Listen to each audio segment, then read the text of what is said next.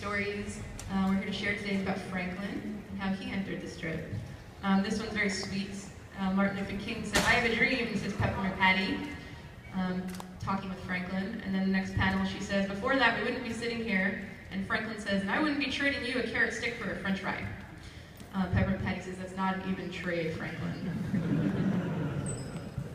But how did Franklin get into the strip? Well, you can't read this letter, but it shows how impassioned it is. It's written by a Los Angeles school teacher named Harriet Glickman, who wrote to Schultz encouraging him to integrate peanuts. And this is in 1968, right after the assassination of Reverend Dr. Martin Luther King Jr.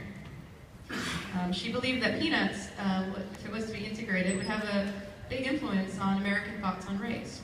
And so Schultz, of the hundreds and hundreds of fan letters and reader reaction letters he received each week, actually wrote back to Mrs. Glickman, and they kept up a correspondence for several months, and you can see his sweet letterhead.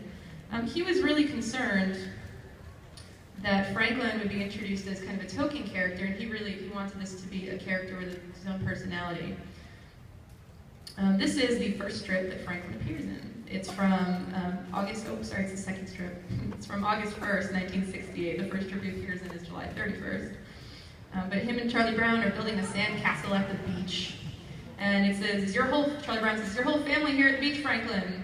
Franklin says, "No, my dad is over in Vietnam." Charlie Brown says, "My dad's a barber. He was in a war too, but I don't know which one." Franklin says, "Do you like baseball, Charlie Brown?" Charlie Brown says, "My problem is I like baseball too much." And then Franklin says, "Are you a good player?" Charlie Brown says, "I have some friends who would regard that as a great topic for a panel discussion."